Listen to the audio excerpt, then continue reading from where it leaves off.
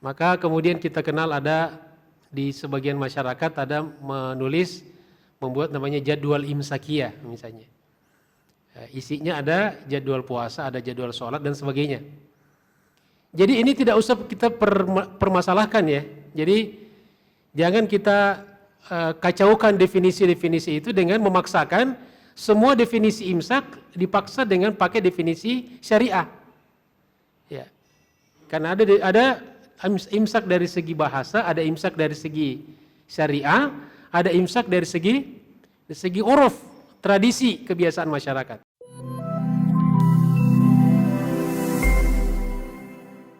Bismillahirrahmanirrahim. Assalamualaikum warahmatullahi wabarakatuh.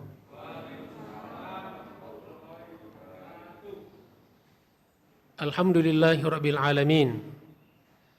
Wa bihi nasta'inu ala umuri dunya waddin. Wassalatu wassalamu ala asyrafil anbiya'i wal mursalin. Wa ala alihi wa sahbihi ajma'in. Subhanaka la ilma lana illa ma 'allamtana innaka antal alimul hakim. Allahumma 'allimna ma yanfa'una wanfa'na bima 'allamtana. Rabbana zidna ilman warzuqna fahma. Rabbi shrah li sadri wa yassir li amri wahlul 'uqdatam min lisani yafqahu qawli. Amma ba'd. Ma'asyiral muslimin rahimakumullah. Bapak Ibu sekalian, jamaah salat subuh dan jamaah Zoom ya, dan juga jamaah di online semuanya yang insya Allah sama-sama kita dimuliakan dan dirahmati Allah Subhanahu wa taala. Alhamdulillah, setelah salat subuh berjamaah seperti biasa kita wakafkan sebagian umur kita untuk pertama tentu kita luruskan niat kita semuanya lillahi ta'ala. Kemudian kita niatkan juga untuk bersilaturahim. Mudah-mudahan dengan silaturahim Allah panjangkan umur kita dalam ketaatan kepadanya dan Allah lapangkan rezeki kita.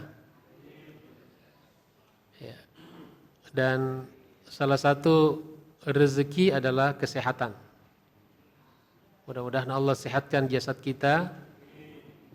Allah murahkan rezeki nafkah kita. Ya. Allah mudahkan segala urusan dunia akhirat kita. Anak-anak kita gampang belajar ya. Sukses di sekolahnya. Istri-istri kita di rumah pada nurut sama suami. Suami pada cinta dan perhatian sama keluarga. Dan mudah-mudahan semuanya dalam bingkai ketaatan mencari ridha Allah Subhanahu wa taala.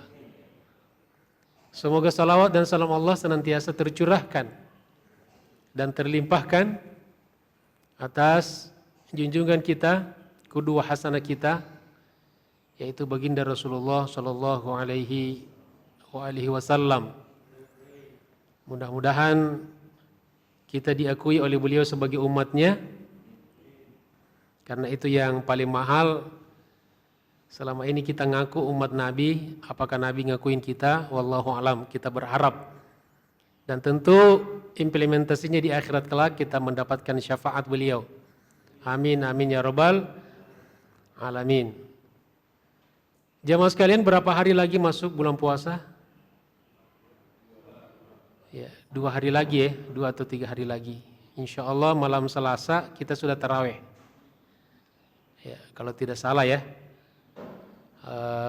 Berarti hari Selasa kita sudah shaum.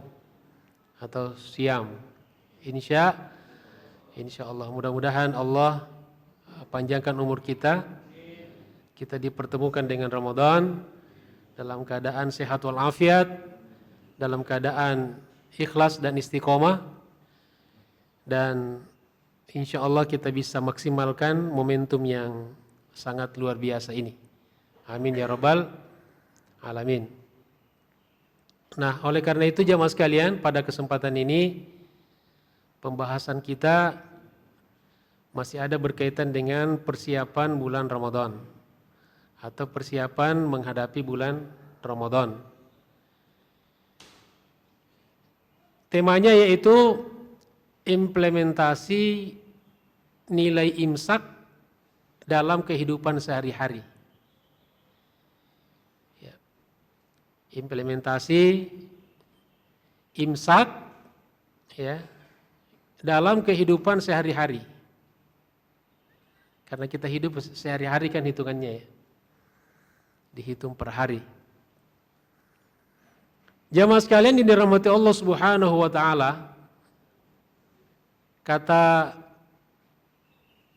saum atau siam ya, ada dua istilah masdarnya ya, shauma yasumu, ada saum, ada siam, yang di dalam bahasa kita, bahasa Indonesia diterjemahkan dengan puasa. Maknanya ya, ada makna lugotan secara bahasa ya, ada makna syar'an, ada makna urfan. Nah, tiga-tiganya itu diambil dari kata imsak. Jadi puasa itu, kata saum, kalau kita buka kamus bahasa Arab, diartikan dengan al-imsak. Al-imsak itu secara bahasa artinya memegang, menahan, mengendalikan diri. Ya. Nah, kemudian masing-masing ada definisinya kan, ada definisi dari sisi lugatan bahasa. Saum adalah artinya imsak. Kemudian secara syar'an, secara syariah, ada definisinya yaitu menahan diri dari makan, minum, berhubungan suami istri. Nah, belum selesai sampai di situ, dari min tulu'il fajri ila ghurubisy syams.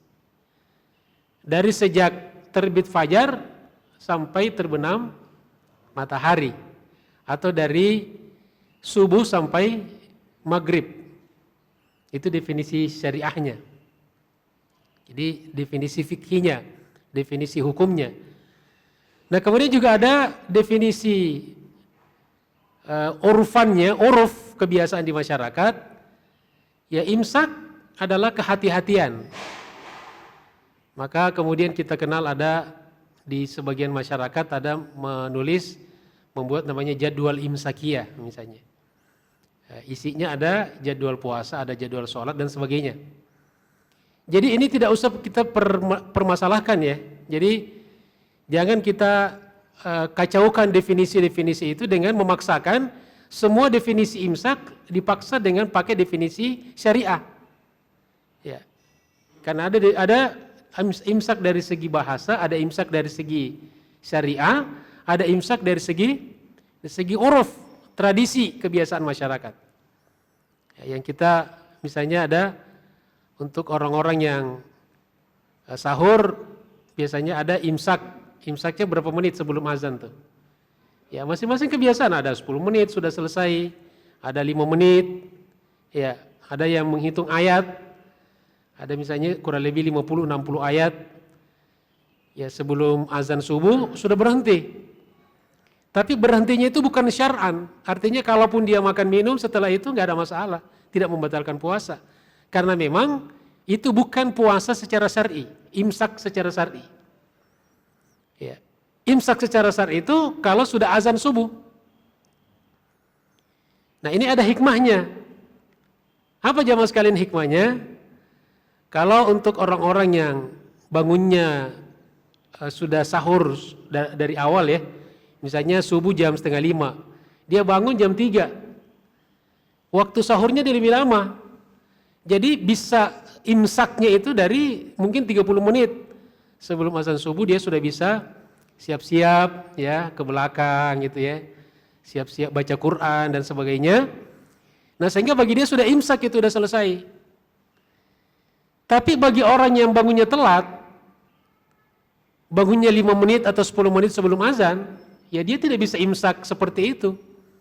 Bahkan waktu 10 menit, 5 menit ini adalah waktu-waktu yang sangat penting bagi dia. Ya, karena waktu yang sangat sempit untuk melakukan sahur. Ya. Nah, karena itu bagi mereka ini solusi. Bahkan kalau orang yang bangunnya telat, lalu dia sahur, kemudian sedang dia sahur, azan, lanjutkan aja dulu. Ya, lanjutkan aja dulu. Kalau memang ada sisa ya, misalnya di tangan atau sedang dipegang gelas nih, kemudian azan, diminum aja dulu. Tapi jangan yang ditekuk diambil lagi. Ya, jangan yang ditekuk. Kalau yang masih di piring nih, ya ada berapa suap, selesaikan aja sampai. Tapi ini bagi yang telat bangunnya. Nah, sehingga istilah imsak untuk uruf itu tidak bisa digeneralisir. Ya, beda-beda kondisi orang. Tapi kalau imsak dalam makna syar'an itu semua berlaku untuk siapa? Yang bangunnya duluan, yang bangunnya telat tetap berlaku puasanya dari min tulu'il fajri ila ghurubi syams, dari subuh sampai maghrib. Itu sebagai pengantar kajian kita pada kesempatan ini, karena kadang-kadang di masyarakat ini banyak yang nanya, ya Ustadz, ini bagaimana ada yang persoalkan imsak? Imsak itu katanya nggak ada. Ya ada imsak itu di masyarakat dipakai, dan itu berdasarkan juga ya pengajaran tuntunan ulama, itu pun nggak ngarang-ngarang. Kita kadang-kadang ada sebagian orang datang belakangan ini, semua persoalan-persoalan yang sudah diperhatikan umat dari turun-temurun, yaitu juga ada sumbernya, ada referensinya, semua disalah-salahkan. Nah, kalau dia cuma bimbingannya misalnya mengarahkan makna imsak yang sesungguhnya, nggak ada masalah. Ini menyalahkan, menafikan. Ini yang bahaya, menimbulkan kontroversi di tengah-tengah masyarakat. Karena kita merasa paling pintar sendiri. Ya, terasa kadang-kadang kita sendiri yang baca hadis, baca ayat, baca tafsir. Ya, seolah-olah kita doang yang punya guru. Seakan-akan Islam ini baru datang 2 bulan yang lalu gitu kan. Ya. Sehingga pemahaman Islam sebelumnya itu salah semuanya. Ilmu ini luas. Ya, sepintar apapun kita, di atas langit ada langit. Ya, di atas kita ilmu, maka ada orang yang lebih berilmu daripada kita. Jadi mari kita, ini sebuah pengantar dari saya untuk jangan lagi kita memperdebatkan masalah imsak ya. Ada tidak ada juga Ustadz ini ada yang mempersoalkan doa buka puasa, Allahumma laka sumtu. Itu katanya tidak benar. Ini semua yang hal-hal yang memancing ya kontroversi di tengah-tengah masyarakat. Ya tidak berdoa pun juga tidak apa-apa sebetulnya kan. Ya kalaupun itu hadis dhaif bisa dipakai kok. Jadi jangan hadis dhaif kemudian serta-merta tidak dipakai. Yang lain tidak mau pakai Allahumma laka sumtu, silakan. Ya, langsung baca juga Allahumma barik lana fima razaqtana juga boleh. Baca bismillah juga boleh. Basmalah juga boleh. Bismillah cukup, bisa. Ya, yang tidak boleh jangan kita menyalahkan ya. Jangan gampang menyalahkan sesuatu yang tidak salah. Itu salah ya. Itu satu kesalahan. Jamaah sekalian dirahmati Allah Subhanahu wa taala. Nah, itu selesai tadi bahasanya secara fikih, secara syariah. Nah, kajian kita pada kesempatan ini ingin membahas imsak dan implementasinya dalam kehidupan kita sehari-hari. Ya, dari kata menahan ya, menahan atau mengendalikan diri itu. Paling tidak ada 4 bentuk menahan dan mengendalikan diri yang selalu kita lakukan di dalam kehidupan sehari-hari sebagai implementasi daripada pembinaan, daripada tarbiyah, ibadah puasa khususnya, ibadah puasa pada umumnya, dan ibadah puasa Ramadan pada khususnya. Jadi berlaku pada semua puasa, terutama puasa Ramadan, karena lebih terasa puasanya kan. Ya, kita berpuasa secara ramai-ramai, puasanya 1 bulan, jadi memang lebih terasa puasanya dibanding puasa-puasa sunnah yang lainnya. Ada 4 ya, ada 4 pengendalian diri. Ini yang juga tidak kalah pentingnya kita bahas daripada kita terus memperdebatkan imsak ya secara fikih, secara hukum. Apa saja keempat mengendalikan dan menahan diri itu? Yang pertama, al-imsaku anil kalam, ya, anil lisan. Menahan atau mengendalikan diri dari ucapan, dari lisan. Ini lisan kita harus dikendalikan, harus bisa ditahan. Ditahan dari apa? Dari ucapan-ucapan yang tidak dibenarkan oleh Allah dan Rasulullah. Dari ucapan-ucapan yang bertentangan dengan agama. Ya. Ucapan-ucapan bohong, ucapan-ucapan yang bisa menyakiti hati orang lain. Ucapan-ucapan yang bertentangan dengan akhlak. Ya, perkataan-perkataan jorok, perkataan-perkataan termasuk juga perkataan-perkataan hoaks, ya bohong kan termasuk diantaranya.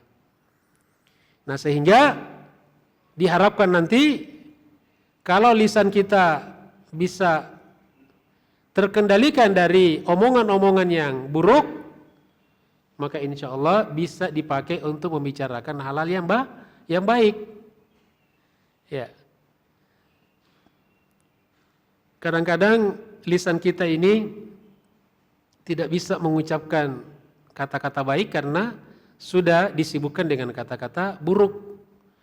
Kalau lisan kita istirahat dari kata-kata buruk, maka insya Allah potensinya untuk mengucapkan kata-kata baik lebih besar. Kan begitu ya?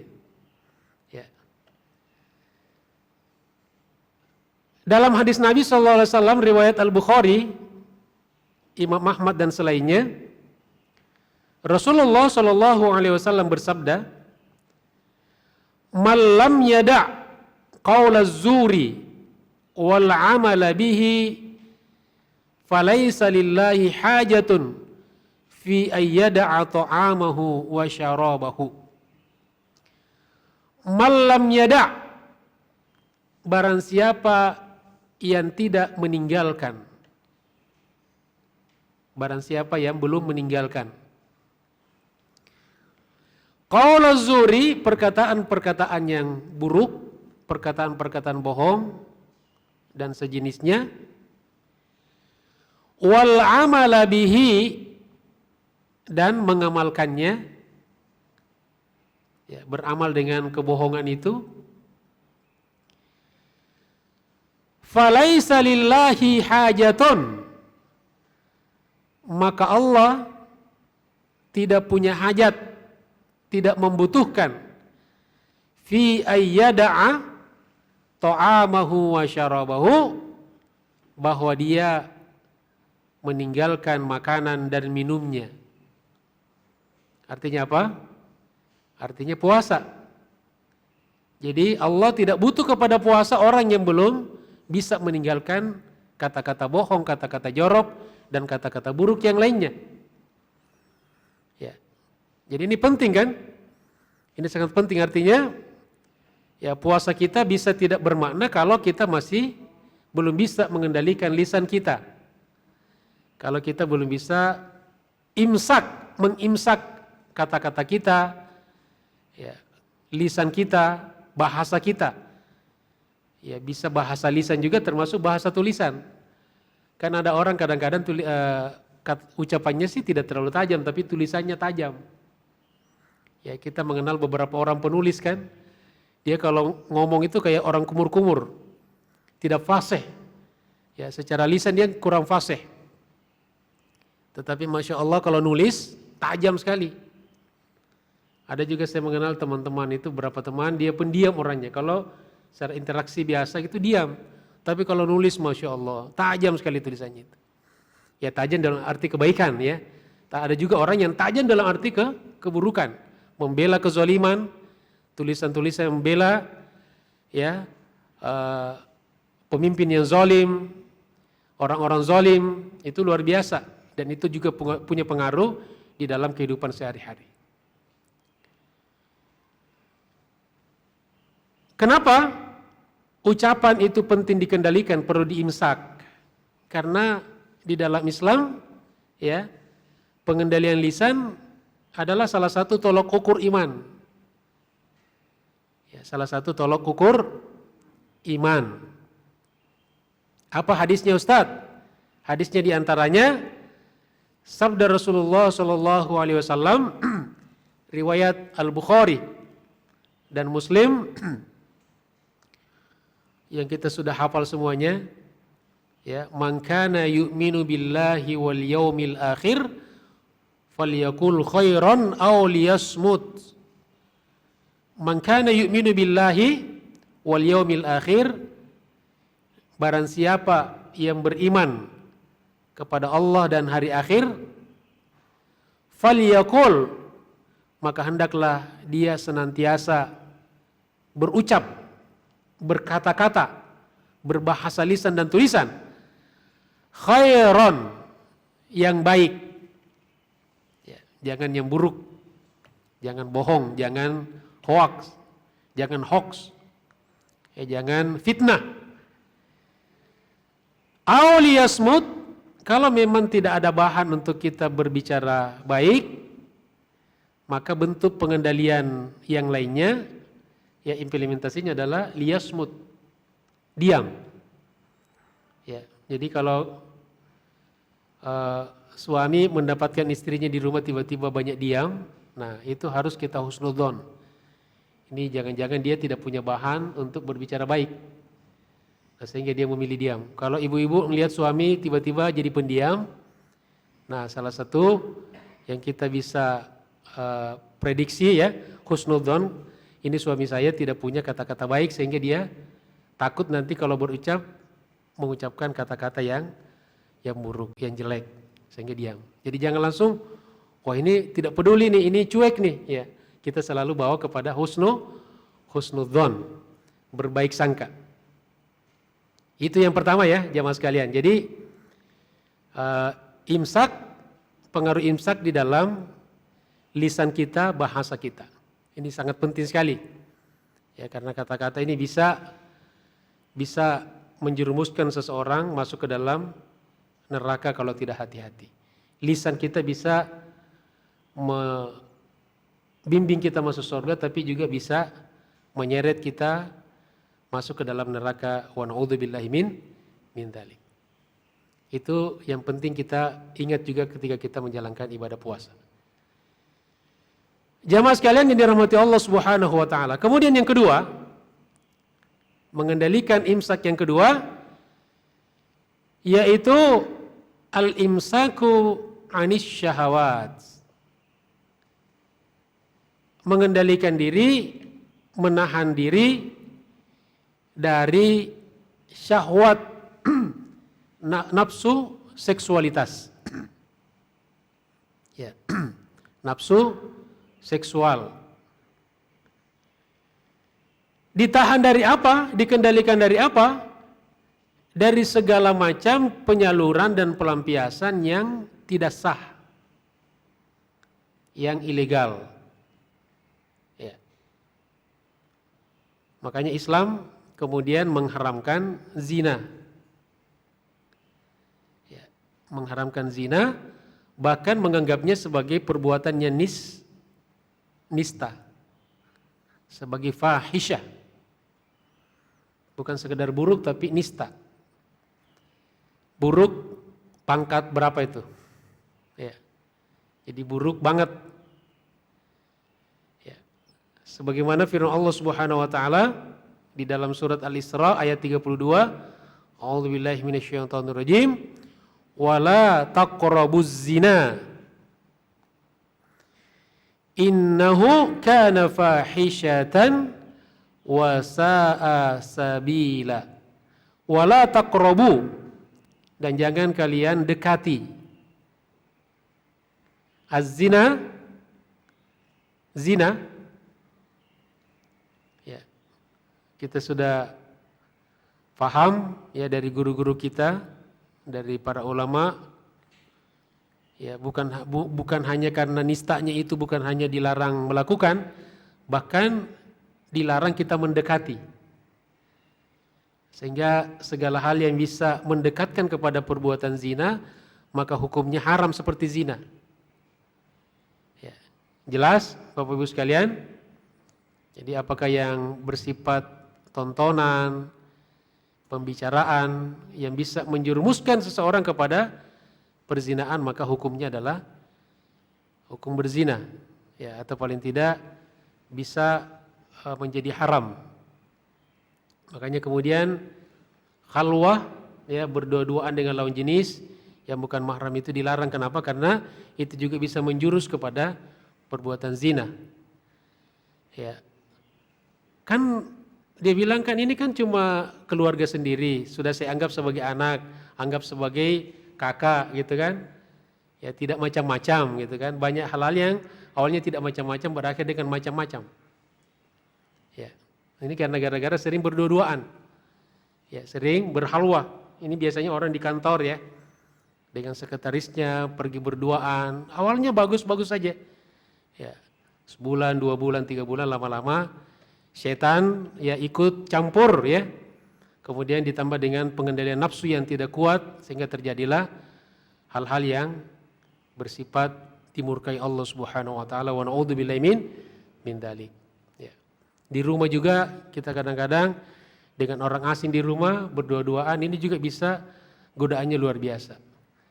Ya, di Arab itu kenapa sering terjadi perzinaan atau perselingkuhan, misalnya sopir dengan majikan atau pembantu dengan majikan, karena itu sering berkhalwah di rumah. Ya mungkin tahun pertama tidak menjadi masalah, tahun kedua dan seterusnya. Mudah-mudahan Allah lindungi kita semuanya dari segala hal yang menjurus kepada perzinaan. Amin ya rabbal alamin.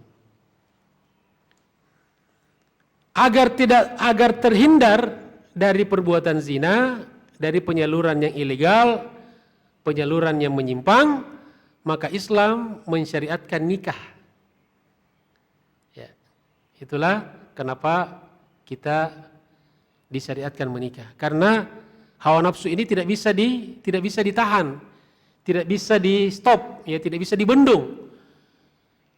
Kita disuruh untuk mengendalikan. Ya, kita disuruh untuk dikendalikan dengan pernikahan. Ya. Silakan salurkan, tapi disalurkan kepada pasangan yang sah, pasangan yang halal. Ya, makanya suami ngomong kepada istrinya, wahai halalku, gitu kan? Karena dia sudah halal gitu kan. Tapi jangan ngomong ke istri orang, wahai halalku gitu kan. Kalau istri orang, wahai haramku gitu kan. Nah, itu karena kita sudah halal, kita punya yang halal, itulah yang terbaik. Dan kalau kita di luar melihat sesuatu yang menarik, ya, dari perempuan, dan itu normal ya, namanya laki-laki manusia, maka segeralah pulang ke rumah, karena di rumah juga kita punya seperti itu. Walaupun beda-beda model lah dikit gitu kan. Tapi yakinlah, apa yang dimiliki wanita yang menarik kita, insya Allah di rumah juga ada yang dimiliki. Cuma beda-beda bentuk aja dikit. Alhamdulillah, itu sunnah Nabi itu. Kalau kita tergoda di luar, segera pulang ke rumah. Jangan lama-lama. Ya, insya Allah di rumah juga ada. Ya, cuma kadang-kadang kita butuh lebih bersabar kalau di rumah. Ya.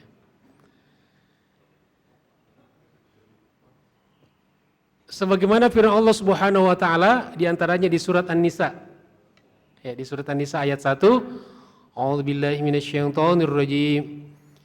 Ya ayyuhan nasu taqu rabbakumul ladzi khalaqakum min nafsin wahidah wa khalaqa minha zawjaha wa batha minhuma rijalan katsiran wa nisaa. Ya ayyuhan nas, wahai sekalian manusia, ittaqu rabbakum, bertakwalah kalian kepada Tuhan kalian. Bertakwalah kalian kepada Allah Subhanahu wa taala. Alladzi khalaqakum, yaitu Dia yang telah menciptakan kalian min nafsi wahidah, dari jiwa yang satu, dari satu orang. Wa khalaqa minha, dan menciptakan dari jiwa yang satu itu. Satu jiwa itu siapa? Nabi Adam. Ya, asal kita dari satu kan? Manusia ini asalnya dari nafsi wahidah, satu jiwa, yaitu Nabi Adam. Lalu Allah ciptakan dari jiwa yang satu itu, dari Nabi Adam itu, zaujaha. Zauj pasangan. Pasangannya. Ya, istrinya. Ya, pasangan itu biasanya berbeda memang. Pasangan laki-laki perempuan. Sendal itu ada kiri ada kanan. Itulah pasangan. Kalau dua-duanya kanan nggak bisa kita pakai jalan. Makanya nikah dengan laki-laki dengan perempuan. Kalau laki-laki dengan laki-laki itu bukan pasangan. Dan dia ciptakan dari jiwa yang satu itu zaujaha, pasangannya, istrinya, wa batha minhuma, lalu dia mengembangbiakkan dari keduanya rijalan, laki-laki, wa nisaan, dan perempuan, katsiran, ya, dan laki-laki dan perempuan yang banyak. Nah, termasuk kita nih hasilnya nih. Ini hasil, ya, hasil kerjanya Nabi Adam, ya, sampai kita juga bisa lahir, ya, hadir di dalam kehidupan kita ini. Alhamdulillah. Jadi kalau ada orang bangga dengan cucu Nabi, maka tidak usah bersedih karena kita juga cucu Nabi. Ya. Kalau ada yang merasa Habib, wah Habib nih cucu Nabi. Ya kita juga cucu Nabi. Nabi siapa? Nabi Adam. Ini sudah tidak ada khilaf lagi.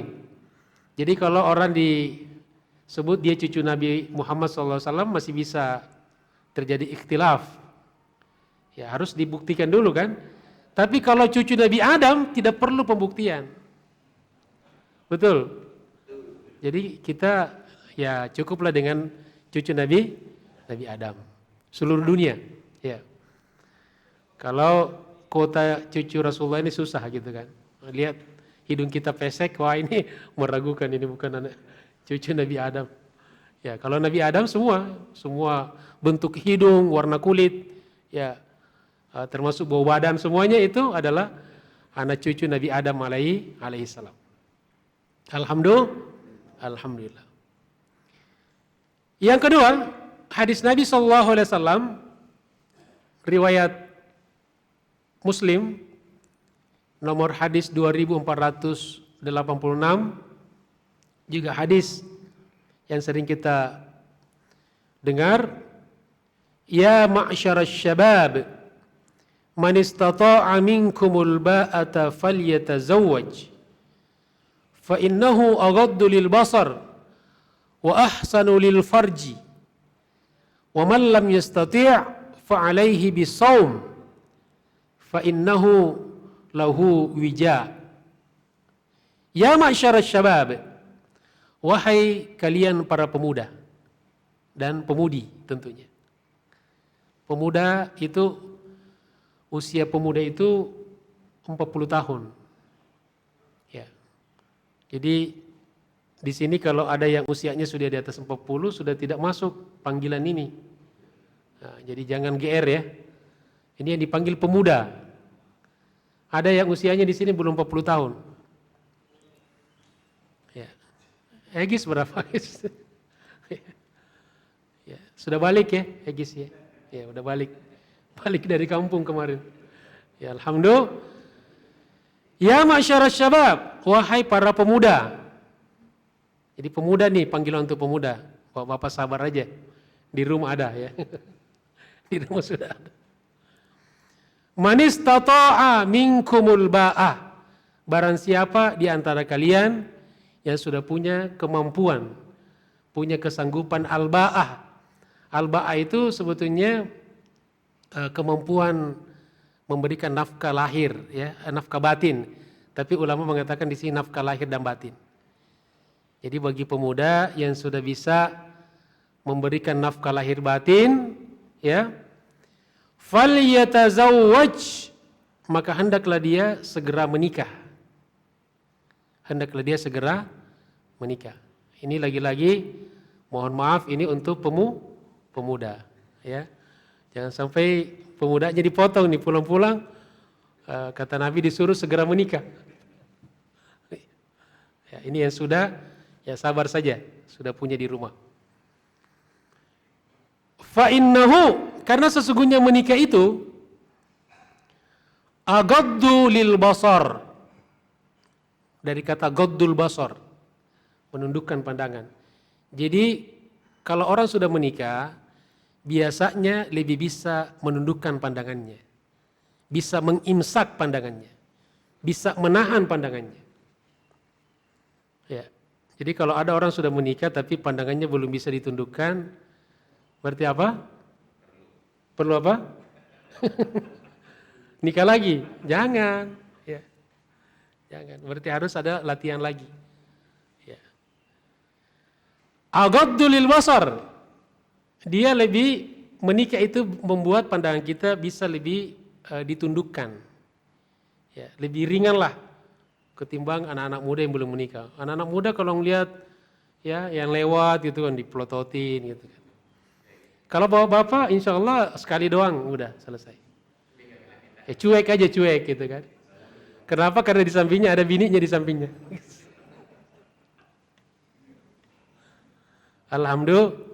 Alhamdulillah. Ya, jadi itu insya Allah ya. Kalau nikahnya benar ya, maka bisa lebih, pandangannya lebih bisa dikendalikan. Kemudian wa ahsanu lil farji, dan lebih bisa menjaga kemaluan, al-farj. Jadi insya Allah pernikahan itu bisa menjadi ya sarana untuk mengendalikan, mengimsak kemaluan. Ya, maka insya Allah orang-orang menikah bisa lebih terjaga. Insya Allah. Lalu kata Nabi, wa man lam yastati', dan barang siapa yang belum bisa apa di sini? Belum bisa menikah karena belum punya kemampuan tadi. Fa alaihi bisawm, maka hendaklah dia berpuasa. Hendaklah dia banyak-banyak berpuasa. Ya, Ustadz, saya sudah puasa tapi kok masih gejolak pengen nikah masih besar gitu. Puasanya berapa hari? Ya puasa sunnah cuma 2 kali setahun. Ya enggak mempan. Ya harus Senin Kamis ya terus. Ustadz udah puasa Senin Kamis tapi kayaknya masih terasa nih nafsunya masih tinggi. Puasa tambah lagi Ayyamul Bid. Ya Ayyamul Bid. Ustadz saya sudah puasa Senin Kamis Ayyamul Bid tapi masih gejolak. Hawa nafsu masih luar biasa gitu. Tambah lagi puasa Nabi Daud. Puasa tidak, selang-seling. Ustadz, saya semakin banyak puasa semakin hawa nafsu. Udah datang ke dokter disuruh potong aja. Dioperasi, ya. Itu ada kelainan itu. Ya. Tapi ada juga memang solusinya menikah lagi. Ini tidak bisa dipungkiri. Memang, tapi ini jangan diberlakukan di sini ya. Jadi kasuistik, ya ada orang-orang tertentu memang terapinya adalah menikah. Ya. Yang keberapa jamaah sekalian? Imsak yang keberapa? Yang ketiga. Imsak yang ketiga yaitu mengendalikan diri, menahan diri dari nafsu makan dan minum. Bukan hanya secara fikih ya. Sehingga terhindar dari segala hal yang haram. Sehingga terhindar dari segala hal yang haram. Ya, dan filosofinya kalau saja kita bisa menahan diri dari yang haram, dari yang halal, apatah lagi yang haram. Sehingga kita bisa terhindar dari segala hal yang haram. Makanan, minuman yang haram. Baik zatnya ataupun cara mendapatkannya. Itu ada baik haram secara zat ataupun haram secara mendapatkannya. Ada yang haram zatnya jelas. Ada zatnya halal tetapi haram karena cara mendapatkannya tidak benar. Dengan cara menipu, dengan cara korupsi, dengan cara pungli, sogok menyogok, ya dengan cara renten, ya riba gitu kan. Ini bisa jadi yang kita makanan yang kita punya halal secara zat, tetapi bisa menjadi haram gara-gara kita membelinya dengan uang yang tidak halal. Ya. Dan ini di zaman kita sekarang jangan kita hanya fokus pada makanan minuman yang haram secara zat, tapi justru kita fokus juga kepada haram secara mendapatkannya. Ini tidak kalah pentingnya perlu kita kendalikan dengan latihan puasa ini. Ya. Allah Subhanahu wa taala berfirman di surat Al-Maidah ayat 88, A'udzubillahi minasyaitonirrajim. Wa kulu mimma razaqakumullah halalan thayyiban wattaqullaha alladzi antum bihi mu'minun. Wa kulu, dan makanlah. Silakan makan. Ya, bahkan makan itu perintah Allah. Ya. Mimma razaqakumullah, dari apa-apa yang Allah rezekikan kepada kalian. Dari apa-apa yang Allah rezekikan kepada kalian. Jadi rezeki itu masih umum. Ya. Ada yang halal, ada yang haram. Rezeki yang bagaimana yang kita harus makan? Halalan thayyiban. Halal zatnya, halal mendapatkannya, kemudian thayyiban. Thayyiban kata ulama ini juga bisa bermakna baik secara mendapatkannya juga, baik secara zatnya. Ya, kadang-kadang ada makanan yang halal tapi tidak baik. Ya. Jadi misalnya ada, kalau orang sakit kadang-kadang makanan yang halal yang thayyib itu udah nggak bagus sama kita. Ya. Makanya kalau kita ini sering ada mungkin kekeliruan ya, datang bawain makanan enak ke teman-teman, keluarga itu kalau dia sakit. Jenguk bawa sop kaki kambing gitu kan. Ketika diimpus di rumah sakit.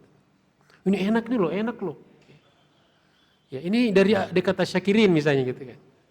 Tapi dia kan kasihan, dia sakit. Darah tinggi, darahnya itu di atas 200. Coba kalau dia makan kayak kambing itu bisa lewat itu. Nah, kenapa? Kenapa saudara kita itu kita nggak jenguk ketika dia sehat? Kita bawakanlah makanan-makanan yang dia suka, yang enak gitu. Ajak dia makan. Jangan sakit baru diajak orang makan. Bagi dia sudah tidak sehat, sudah tidak baik bagi dia. Ya. Orang tua kita baru kita manja-manjain beli makanan. Ketika udah sakit, itu semua. Coba lihat orang sakit tuh, makanan semua Ya makan siapa? Cucunya, gitu kan. Yang jenguk, yang jenguk yang makan itu. Kemudian kata Allah, wattaqullah, dan bertakwalah kalian kepada Allah, alladzi antum bihi mu'minun, dialah zat yang kalian beriman kepadanya. Kemudian jemaah sekalian, di antara makna imsak dalam makan dan minum, yaitu tidak boleh berlebih-lebihan, tidak boleh israf. Sebagaimana firman Allah Subhanahu wa taala dalam surat Al-A'raf ayat 31, Ya bani Adam khudhu zinatakum inda kulli masjidin wa kulu washrabu wa la tusrifu innahu la yuhibbul musrifin. Ya bani Adam, wahai anak cucu Nabi Adam. Maksudnya kita manusia. Khudzu zinatakum. Ambillah perhiasan kalian. Inda kulli masjidin. Setiap berangkat ke masjid. Ya, jadi kalau kita ke masjid, itu disuruh berhias, bersolek. Bersolek dalam arti berdandan, pakai pakaian yang bagus, yang bersih, yang wangi. Ya. Jangan kondangan. Ini kadang-kadang kita salah, kalau ke kondangan, Masya Allah. Ya. Tapi kalau ke masjid, pakai seadanya. Kadang-kadang sarung yang biasa dipakai mandi, kebetulan kering. Itu yang diambil. Peci yang sudah lapuk. Peci itu paling berapa harganya? Investasi lah. Ya, belilah peci yang bagus. Orang lihat juga nyaman dipakai, itu kan. Ya, walaupun tidak sebanyak Ustadz punya. Kalau Ustadz kan ini properti kan. Jadi pecinya harus banyak gitu kan. Nah kalau ada jemaah mau peci, datanglah di rumah nanti, insya Allah. Dikasih peci, tapi bekas pakai Ustadz nggak apa-apa ya. Berkah insya Allah. Jadi kalau ke masjid disuruh pakai perhiasan, disuruh berhias. Tentu di sini hiasan bukan hiasan kalau ke kondangan. Wa kulu washrabu, dan makan minumlah. Wala tusrifu, tapi jangan berlebihan. Jangan israf. Innahu, sesungguhnya dia Allah Subhanahu wa taala la yuhibbul musrifin, tidak menyukai orang-orang yang israf. Kalau tidak menyukai berarti membenci. Artinya Allah benci kepada orang-orang yang israf. Jadi mungkin salah satu bentuk israf, Bapak Ibu sekalian, kalau kita makan minum, kalau kita disuguhi minuman, ya dihabiskan. Ya. Jadi kalaupun misalnya ini contohnya ya, saya contohkan, bismillahirrahmanirrahim.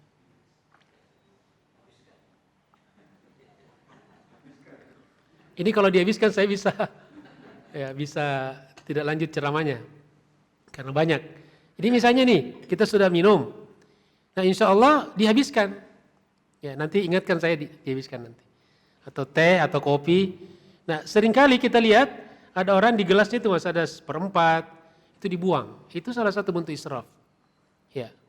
Kecuali kalau misalnya dia sudah kotor atau sudah basi, ya itu lain lagi persoalannya. Tapi kalau masih layak diminum, minumlah.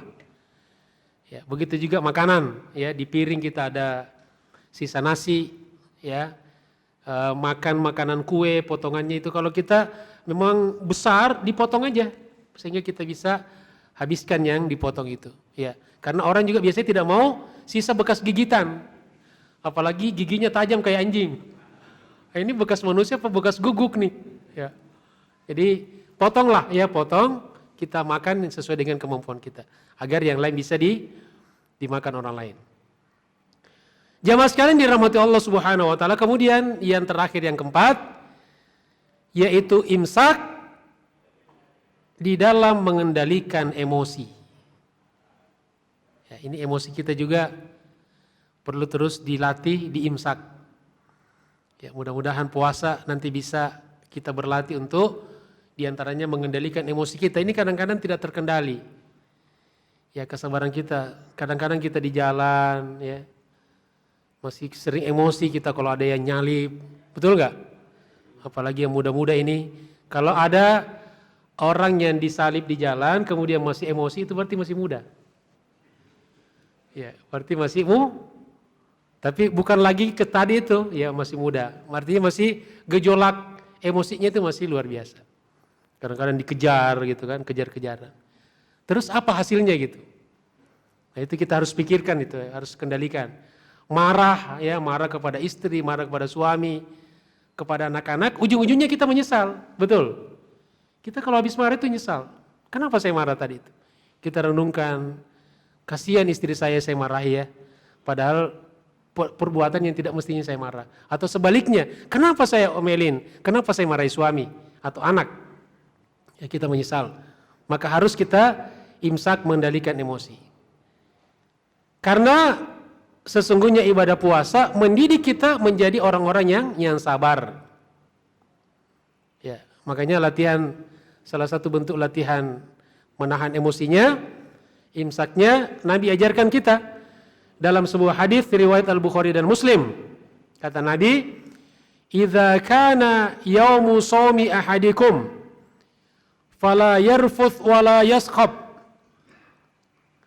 Fa in sabahu ahadun aw qatalahu falyaqul inni shaim.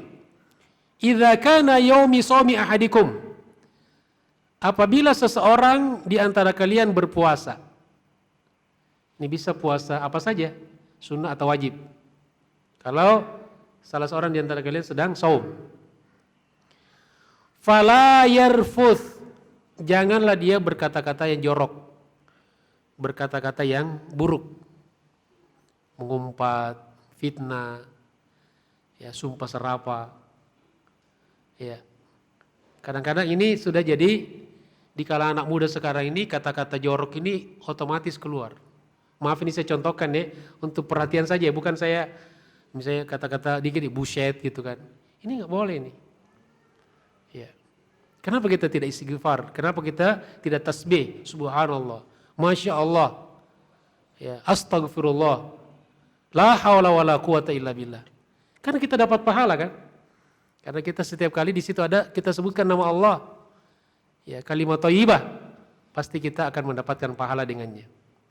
Maka janganlah dia yarfuth, berkata-kata jorok, termasuk yarfuth ini kata-kata jorok yang berkaitan dengan seksual.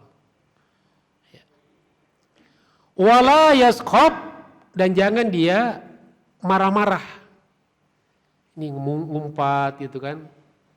Ribut. Ya, jangan dia ribut, jangan berisik. Fa in sabahu ahadun. Nah, ini di sini latihannya nih. Latihan prakteknya. Langsung Nabi ajarkan kepada kita. Agar kita bisa mengendalikan emosi kita, imsak emosi kita, kesabaran kita. Apabila dia diejek oleh seseorang. Aw qatalahu, atau dia diajak berkelahi. Kalau qatalahu sebetulnya berbunuhan nih. Maka kita terjemahkan ribut, ya berkelahi. Falyaqul, maka hendaklah dia berkata, inni shaim, sesungguhnya aku lagi saum, lagi puasa. Artinya apa? Kita harus selalu ingat bahwa diri kita sedang puasa nih. Maka puasa itu mendidik kita untuk bisa mengendalikan emosi kita dan bisa mengendalikan kesabaran kita, sehingga insya Allah kita bisa menahan diri, ya kita bisa bersabar, ya dalam setiap momentum. Tetapi ini memang butuh latihan karena siapapun termasuk saya masih kadang-kadang kita hilang kesabaran itu. Ya tidak bisa kita mengendalikan 100%. Tapi paling tidak selalu kita ingat nilai-nilai imsak puasa. Nah, sehingga jamaah sekalian jangan terus-menerus setiap jelang bulan Ramadan yang kita ributkan hanya imsak. Ya istilah imsak menjelang sahur atau setelah sahur sebelum sholat subuh. Tapi juga yang tidak kalah penting ini kita harus ya ingatkan kepada umat bagaimana kita mengimplementasikan nilai-nilai imsak dalam kehidupan sehari-hari, di antaranya pada 4 aspek pengendalian atau imsak yang kita bahas pada kesempatan ini. Demikianlah jamaah sekalian kajian kita pada kesempatan ini, mudah-mudahan bermanfaat, mudah-mudahan kita bisa mengimplementasikan nilai-nilai shaum, ya, nilai-nilai imsak dalam kehidupan kita sehari-hari, dan yang terpenting semoga Allah Subhanahu wa taala sampaikan kita ke bulan Ramadan 1442 Hijriah dalam keadaan sehat walafiat, dalam keadaan iman dan Islam, dan dalam keadaan ikhlas dan istiqomah di jalan Allah Subhanahu wa taala. Amin ya rabbal alamin. Terima kasih atas segala perhatiannya. Mohon maaf atas segala kekurangannya. Subhanakallahumma bihamdika asyhadu an la ilaha illa anta astaghfiruka wa atubu ilaik. Wassalamualaikum warahmatullahi wabarakatuh.